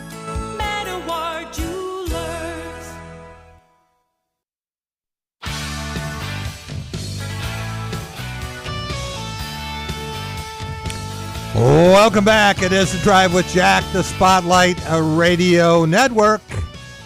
Jack Ebling here with my producer, Boston Rob. Rob, I want to welcome in a guy who knows what you do. Trent Bally is now vice president, I believe, unless he's gotten a promotion in the last couple days, for Legacy Sports, and has producing chops as well, and is one of the all-time Detroit sports fans, also loves his Michigan State Spartans. But anybody whose phone ringer starts with one pride, you know where his heart is. Trent, when you think about the NBA draft tonight, what do the Detroit Pistons need, and is it possible they can get it without a trade or a big move in free agency? Well, Jack, first of all, thanks as always for having me on. Always a pleasure to talk with you and Rob on the drive here. But I would have to zoom out a little bit. I guess that's more of a question of how they should approach the offseason. Mm-hmm. And for me, what you need to add is three-point shooting and scoring. Now, I would prefer that to come from a wing or a stretch big, because I think you kind of already tried the flashing guard experiment with Jaden Ivey. It didn't pair up very well with Cade Cunningham, and I understand there was some injury misluck there, or bad luck. So I'd prefer it come from a wing or a stretch big. Mm-hmm. If you do go with a rim-running center or somebody limited offensively, it likely means you're going to let Duren walk, or you could see Ron Holland or Asar Thompson in a move for a second scorer elsewhere. Yeah. So that's kind of the tea leaves that I see. As far as the two names that I want, Jack, I can give you a couple names. Okay. Bennett Sturts. Yeah. He's the senior guard out of Iowa, transferred with the coach from Drake to Iowa. He could be there. The problem there is, he could. He most likely will have to fall, but you never know. Mostly what I've seen is he's mocked in the late teens, and the Pistons, of course, picking 21st overall. That's right. So if that's a guy that you really want, I would package something together and move up to get him. I mean, why not? He's a very smart player, accurate passer, and he's active off the ball, which I think is perfect alongside Cade Cunningham. Would you trade Isaiah Stewart and 21? Oh, yeah. You would do that, right? You've got Paul Reed to go with Jalen Duren, and if you get a guy who you think is going to be the answer at the 2. Yeah, absolutely. And I could see them even getting up into the top 10 with a package like that, Jack, honestly, if you find the right suitor. Okay. Perhaps the Dallas Mavericks at 9, something like that. You know, they already have their Cooper Flagg situation, so I don't know. It is interesting, Jack. I think you bring up a good point with Stewart, though, because that contract, when he signed that contract extension at the time, a lot of people raised some eyebrows. I think it's pretty good value now, considering what you got him for and the length of it. So that's a good little tidbit there. But also another name, Jack, for me is Malik Thomas. He's the freshman wing out of Arkansas. He's listed as a wing, but only 6'3", so I guess that's kind of the concern there. Yeah. But he lives on the perimeter. He is anti-Jaden Ivey. Right. Deep range, quick release. Calipari couldn't say enough good things about his character. I understand there's a little bit of irony there, but that can't hurt. So Bennett Sturts and Malik Thomas are two guys that I'd love the Pistons to try to pick up at 21. But if you do have to package to move up into the top 15 or the top 10 to get one of those guys, I'd be fine with that too. Okay. The Pistons, Trent, are a team that can afford to play a 6'3" two-guard or someone who would be considered a wing with Cade Cunningham because of the size of your point. It's kind of inverted. Their point guard is the size of taller than most two guards. Yeah, and you're exactly right, Jack. Just the way the team is constructed, too. I mean, we saw in the playoffs, they desperately need extra scoring on that wing in particular, because you can't ask, if you're asking Tobias Harris and Duncan Robinson to be your 3 and 4, I think you're in a much better situation offensively to take some pressure off of Cade, especially when he is dealing with a collapsed lung or a broken rib or something like that. Still a terrific player, but just less pressure on him, less for him to shoulder offensively. And you're exactly right that if you were to slot somebody in at the 2 at only 6'3", you can get away with it because Cade Cunningham is no slouch defensively, and he has the size. When you look at the Big Ten, of course, had the national championship team and some other outstanding representation in the tournament. The Big Ten really answered a lot of questions and silenced doubters. But if you look at this draft, you know, we just came from a year when Rutgers had 2 players in the top 6 or 7, including Dylan Harper, who nearly saved the Spurs in the NBA Finals. And and then Ace Bailey in Utah. He's a terrific player as well. Yeah, but if you look at the players that the Big Ten is putting out here, they have a lot of guys who are going to go high in this draft, and then Michigan has 3 of them, and now Michigan is also adding to the NBA draft a head coach. How surprised were you by Dusty May's move to the Mavericks? Well, first of all, you're right about Michigan's trifecta of players, and Morez Johnson, Adai Mara, Yaxel Lendeborg. They're all probably going to go lottery. They're all going to go in that top 15 or 16 picks, I would guess. I was not shocked at all by the Dusty May news. I think there's some heat on him a little bit from the scandals potentially coming down the track. Yeah. And I do think that everyone that you listen to who I have a couple connections down in Florida, Jack, and they had him on the show weekly when he was the coach at FAU. And they weren't surprised one bit by this because they said he's kind of always struck them as someone who wants to get to the NBA. That's just his ultimate goal.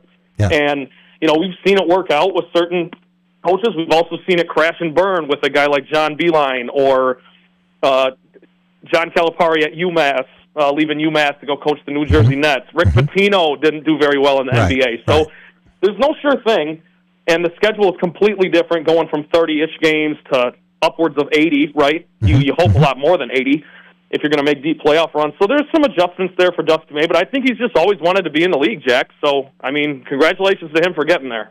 You mentioned the jump, Trent, from college basketball to the pros, and the only college coach who was a national champ and then moved on to be an NBA champ as a coach was Larry Brown.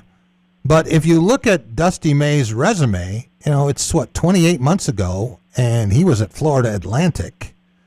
And he's been in coaching now. This will be his 22nd season, I believe, coming up. And 22 years, this will be his 8th team. So this is less than 3 years per job. Doesn't sound like a long tenure there when you consider that's shorter than most of his players who go into the portal. But you mentioned something about scandal, and I heard a lot about this last night. What makes you say that, and what are you hearing? Well, just that there were potentially some tampering violations that he was at least being looked at for, whether or not he's guilty of them. You know, that people are looking at it. I heard that there was a media company in Chicago that was kind of looking into it. I have to read more up on it, to be honest with you, Jack, but I think it was similar to the Jim Harbaugh situation in that there was maybe some shady stuff going on, and as soon as that heat caught up to him, he bolted. And you mentioned that the only guy to do that and win at both levels is Larry Brown. Larry Brown jumped around quite a bit, too. So if there's such thing as a journeyman head coach, Dusty May is it. All right, let's move on from pro basketball to the Detroit Tigers in the midst of a 10-game homestand.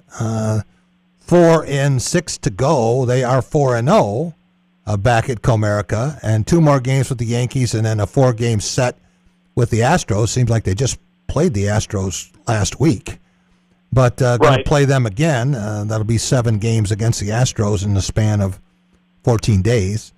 What do you make of where this team is now? And just when people were standing at a supposed funeral, maybe not so fast.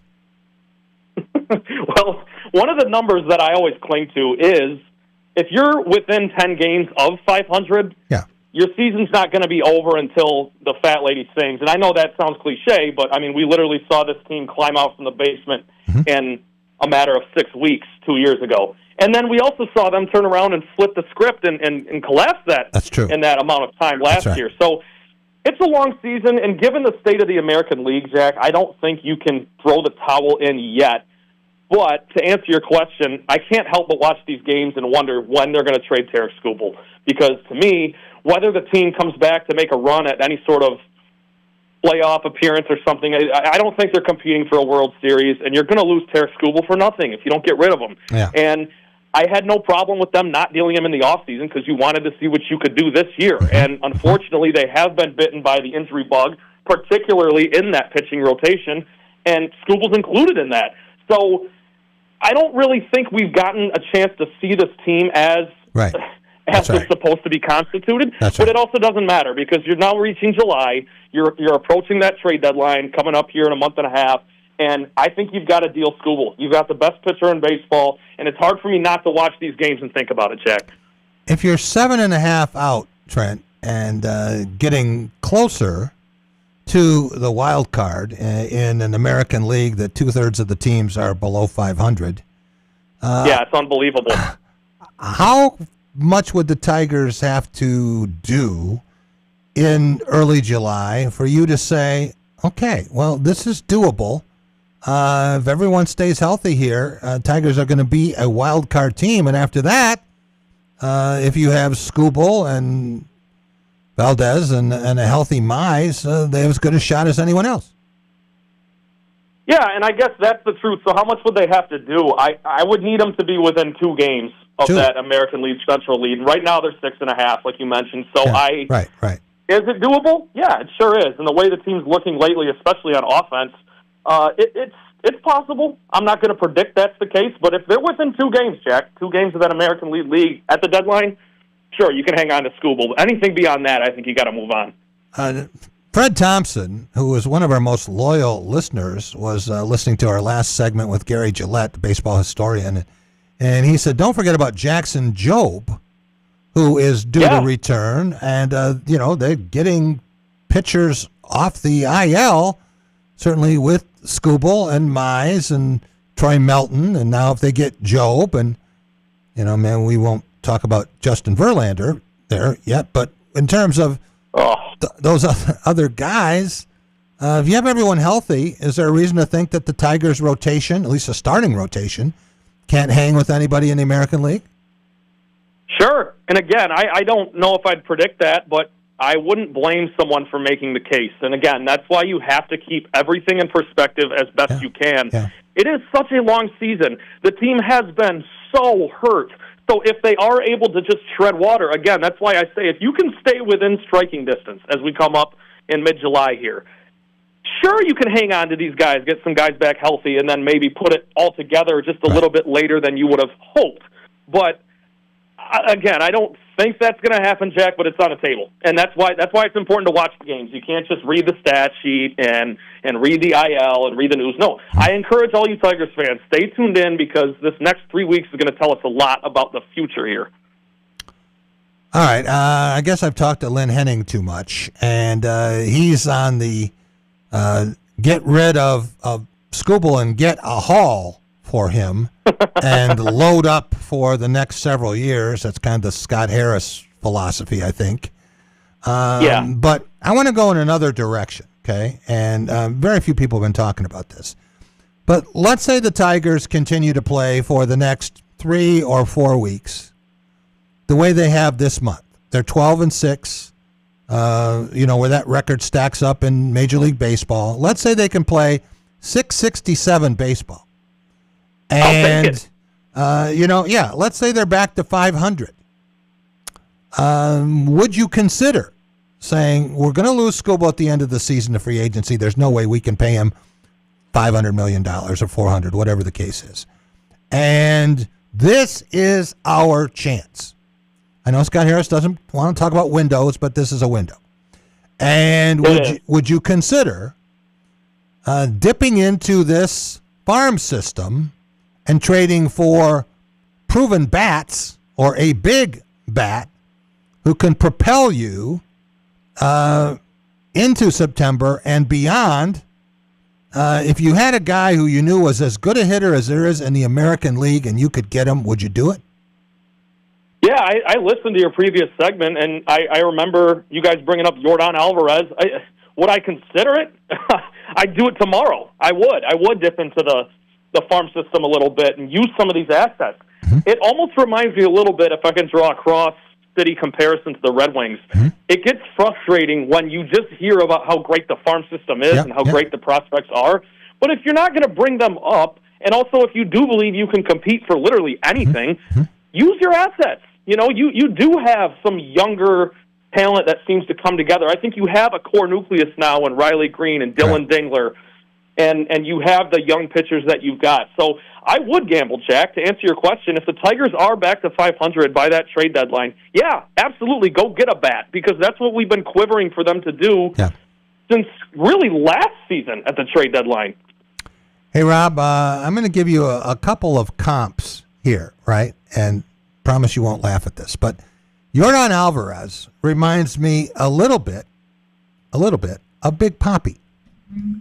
And I could see him doing that for a new team for a while, right? And not a rental, not a one-year guy, for 3 to 5 seasons, hitting at that efficiency and having the best WAR in the American League, even with a healthy Bobby Witt Jr. And in that DH role, too. You're right, Jack. Yeah. I mean, that would lighten the load for him, too. So would you trade a Max Clark if you want to max out and say he's going to be another Pete Crow Armstrong? Would you make that kind of a move to get immediate help and try to win it all this year and have a super stud hitter to build around for the next several years with Kevin McGonigal? Yes, I would. And another reason that I would do it is because I think specifically in the outfield, the Tigers are deep. And I know they're hurt right now, but you also look at just a couple guys like even Matt Vierling or Zach McKinstry. Like, those are utility guys who can play out there even if it's not their forte. Yeah. So, yeah, I would value, based on the Tigers baseball we've seen and the brand of baseball they've played really the last 3 seasons, Jack, since this little mini run or this mini ascension came to be, the offense is really hard to watch at times. And I just really think you could benefit from having an elite, and I will say elite, power bat in that lineup. Because you also do have some smart hitters around him. You've got a Kevin McGonigal now. You've got a Riley Green to protect him a little bit in that lineup. It's not like he'd be coming over here on an island. Rob, what do you think? You're trading a guy who could be a multi-time all-star center fielder, and you're getting the best bat in the American League. Do you make that trade? I wouldn't, but considering the Tigers put all their eggs in their basket this year, I could see, I mean, for the Tigers situation, yes, but me personally, you wouldn't. I would not do that. Okay.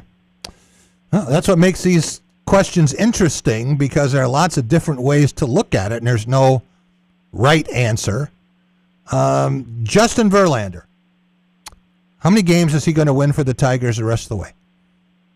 You know what? I liked your over under a 1.5. I would take the over, but not confidently. I think he tops out at 3 wins for the Tigers this year. Mm-hmm. How many wins does Jack Flaherty have this year? Is he at 1 right now? I think he's at 1, right? 1. Yeah, I think he's still at 1. I'll give him 3. He has not impressed me at all.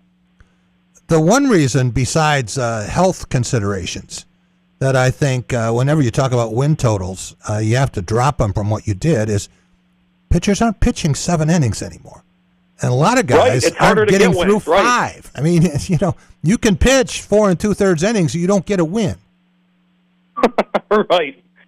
And it's so much of it nowadays, too, Jack, almost feels like pitch count. Like, I forget what inning it was, but Tarek Skubal's first start back, where the Tigers gave up 3 runs when he was pitching, but he stopped right at 80 in the middle of the inning. I mean, that's just kind of, unfortunately, the reality of baseball right now. It's all numbers-based. There's no more, not as much feel. I don't want to say there's no feel, but there's not as much feel game by game. And I think, unfortunately, you're right about that. It's hard for pitchers to get a guaranteed 5 innings pitched to even have a chance to win a game. All right. One more question for you, Trent. You're a Spartan. You're a proud Spartan. Yes, sir. Recent graduate. And you know what Tom Izzo has meant to Michigan State now in year 44. When people ask you in Detroit or on the west side of the state, from the Grand Rapids area, what the hell is going on at Michigan State? Why can't they keep anybody there? What are they, like throwing eggs at each other at every board meeting? What do you tell them? Yeah, I just tell them to trust the process and hope that a guy like Tom Izzo, hope that a professor of mine, L.A. Dickerson, hope that their voices are heard, because they are fed up with this, and there's no excuse for it. So what do you tell them, Jack? I don't know.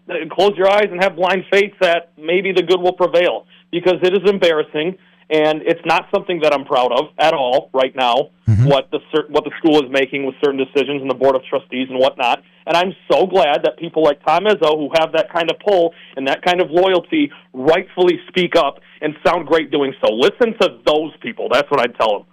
What would it say, Trent, if Pat Fitzgerald, with this incredible energy, and I think as good an assistant coaching staff as I have seen at Michigan State going back to 1969, if they could win 6 games this year and win a bowl game, have a winning season, Tom Izzo can get his team to a national championship game at Ford Field, and Adam Nightingale do the same thing at the Frozen Four and maybe give Michigan State its fourth national championship. Yeah, right. Right? In hockey, right now it's 3 in hockey and 2 in basketball, but give them a 4th title in hockey, and do that in an atmosphere with so much dysfunction, an interim president and maybe an interim athletic director. What does that say? Well, it says that sports can bring people together, and I know that's always been the case, but it's even more so the case in college sports because it's an institution. It's a family. It's an alumni base. It's not just fans yelling at the TV. You feel it. You're part of it. And I think if I could rank those in order of importance, honestly, Jack, I think Tom Izzo would be number one. I think everyone who's associated with Michigan State wants to see him get that elusive second title. But second on that list, I'd actually put Nightingale, because that program has come back from the dead and has been knocking on the door for a while. Yeah. So that would be awesome to capture title number 4. But don't get me wrong, Pat Fitzgerald winning 6 games after all the dysfunction that we've had and all the turnover that we've seen over the last couple seasons, I mean, to come right in and win 6 games, be bowl eligible, and even win a bowl game, let alone get to one, that would be massive as well. So they're all of massive importance. It would mean the world, to answer your question, but I would want that Izzo second title first and foremost. Well, Michigan State has been to 1 bowl game in the last 6 seasons. So, you got to go back to Mark D'Antonio in 2019 in the Pinstripe Bowl. And then there was 1 year, thank you very much, K9. My senior year. There you go. Yeah, we call it the Trent Valley year. When Michigan State won 11 games, beat Michigan in that classic 5-touchdown performance for Walker, and then beat Boston College. That's right, in the New Year's Six Bowl. So, it has been done. It just hasn't been done much. It's kind of like Mike Boynton. In 7 years, he has 1 NCAA tournament appearance. So, not too different with that. Trent, thanks so much for joining us again. Do you want to put in a plug for Legacy? Yeah, Legacy Sports Detroit. Check us out. We've got Lindsey Hunter, Tim Hardaway. That's the senior, that is, Tim Hardaway Sr. Lomas Brown is coming on board shortly. We've got some other exciting things coming down the pike. This weekend, we're going to be down at the OBL tournament that Tracy McGrady hosts in Orlando. Okay. Just a lot of fun content coming your way at Legacy Sports Detroit, so be sure to check us out. Thank you, Jack. And give me a call sometime this week. I got an idea for you, something that we talked about previously. Okay, that's always a good thing. All right, we're going to stay right here, and we want to bring in Caleb Van Zee. You know him from One North. You can't miss this guy. Rob, what are you, 6? Are you 6'7", Caleb? I'm 6'6". 6'6". Okay, we gave you an extra inch. 6'6", and a towering presence at One Northwest or One North East Lansing. Are you at East Lansing as we speak? Correct. Yep, I'm sitting in the office right now. You have an unblemished record with the Tigers, right, this season? Not totally unblemished, okay. But it's a heck of a lot better than what their record is. Okay. I've been to 10 games and they've won 8. So. Okay, 8-2. All right, we'll take that percentage. That's good enough. And you are going to be at 3 games this weekend. Is that right? Yep. Friday, Saturday, and Sunday. So I'm probably going to see Montero, Valdez, and Mize. So I assume as long as Flaherty's not back on Sunday. So you're saying if the Astros don't want to get swept this weekend, they better win Thursday. Exactly. All right. What have you seen from this team since they dropped those 2 games in Houston? Starting with that sweep of the White Sox, now they start playing first-place teams, and they're good again and beat the Yankees last night. What changed over the last 4 games? I feel like they're straining less guys on base. Yeah. And just you see the hustle a little bit more. Yeah. I mean, you look at that Sunday game against the White Sox. It's bottom of the ninth, 2 outs. Yep. They're pretty much dead, and Jahmai Jones legs out that ground ball, beats it by a half an inch, and they end up winning the game. So that, and I feel like the bullpen's been a little bit better too. Will Vest yesterday looked fantastic, energetic. Drew Anderson's been good. Drew Summers has been a fantastic addition so far as a lefty. So they're just playing a little bit better in every single area, and you're starting to see it with some wins. Drew Summers looks massive out on the mound. You're bigger than Drew Summers? I assume so. I am Googling that on the computer as we speak. They call him a hefty lefty. Yes, he is 6'3", so I got him beat, and I'm guessing I'm a few more LBs than he is too. All right. What about drafts this week? Pistons tonight and tomorrow, and then the Detroit Red Wings, a team that you know and love. You are a season ticket holder there. For the Wings coming up in the NHL draft, what can we expect, and how long is Dylan Larkin going to be wearing a Red Wings uniform? With Larkin, I'm just tired of hearing about it. I just hope that they're able to trade him. Obviously, they don't have a first round pick this week because they traded it for Falk at the deadline, which at the time was a necessary move, but now kind of stinks because they still didn't make the playoffs. Yeah. So if you're able to move Larkin before or during the draft, you could trade up and get one of these top prospects, but I'm not sure. Unless if you get up in the top 5, if it's going to help you in the short term at all, and then you're still really short at center, so that's going to be tough. Pistons wise, obviously it depends on what they do with Jalen Duren because he's up for that max contract. I don't think they should do it with how much of their salary cap that's going to take up and how he kind of fizzled out in the playoffs.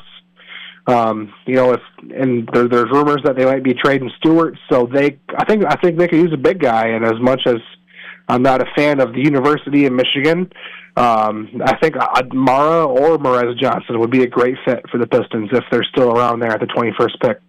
Would you rather have any one of those 3 Wolverines, or would you rather have Dusty May coaching your team if you were an NBA franchise? I'd rather have one of those Michigan players. I don't think a coach makes that big of a difference in the NBA compared to college.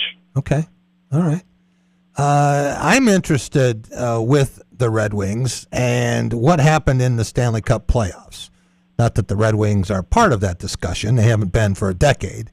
But when you see what the Vegas Golden Knights did with 39 wins in the regular season, that is 4 fewer than the Red Wings, but it's kind of like playing baseball in the American League Central. Sometimes you just wind up in the right spot. When you see what the Golden Knights did that make you feel better about where the Red Wings are? They won 43 games. Or did that just piss you off more? Well, unless if the Red Wings magically move back to the Western Conference next year, it doesn't really matter. Yeah. Which I do miss them playing in the West. I love, seeing them play Chicago multiple times per year, and the Blues more. I feel like they had a good little rivalry with those 2 teams that we don't get to see as much anymore.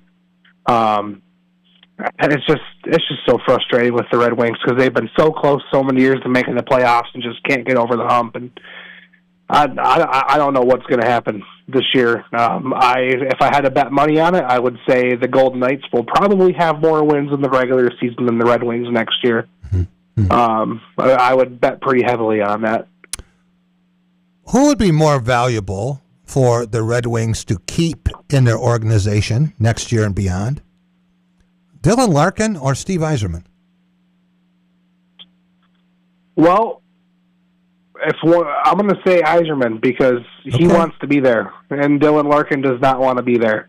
Okay. And if you have someone who openly wants out, I think that's a cancer for your locker room. And it's just best that find a deal for him and get him out of there and figure it out from there. Do you think the reason, or part of the reason, that Dylan Larkin doesn't want to stay in Detroit is because of Steve Yzerman? We know there's been tremendous friction. Someone said they haven't really spoken in close to 2 years. Yeah, and obviously, Yzerman is responsible for putting together a winning team, and Larkin, he's probably on the back half of his career now. Yeah.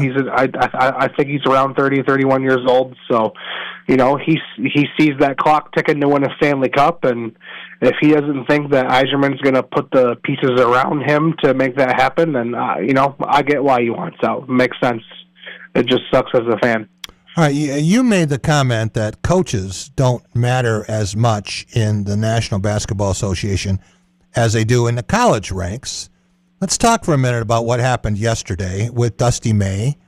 Surprising most people, if not all, certainly a lot of people thought that he would go to the NBA at some point, but not immediately after assembling a team to try to defend a national championship. Maybe it wasn't as big a surprise as John Beilein bolting for Cleveland, a very short-lived experiment. But how shocked were you to hear that news? Oh, I was mildly shocked. Obviously, if you keep up with it, you heard there were rumblings of it. Kind of weird that he didn't immediately sign that extension, how they just announced, we'll take care of it later, So some of it's on Ward Manuel for sure, because if they get Dusty to sign that dotted line a little bit earlier, and he's got a bigger buyout and a longer contract, then maybe he's still there right now. I don't know. I kind of thought it was funny. They win a national title, then the coach just dips. Yeah. I don't know. Obviously, there's a little bit of humor there as a Spartan fan, but I don't know. We'll see. I mean, I wish Dusty May the best in the NBA. I feel like he's kind of on that Brad Stevens track right now. Yeah. Where he came from a mid-major and got hot and quickly jumped to the NBA, and I feel like, 5-10 years from now, if he has some early success with Dallas and building around Cooper Flagg, and, we'll see who they draft tonight. I think if they're able to snag one of those top guards, or maybe even trade up, like if they had Darius Acuff, or the guard from Arkansas, to play with Cooper Flagg, I think it could lead to some really early success for him in Dallas. So we'll see.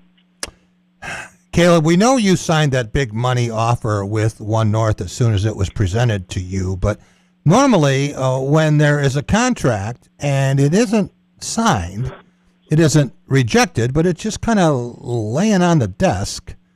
We saw this with Dusty May, and Ward Manuel gave every indication this was a done deal, but it never got Dusty's autograph.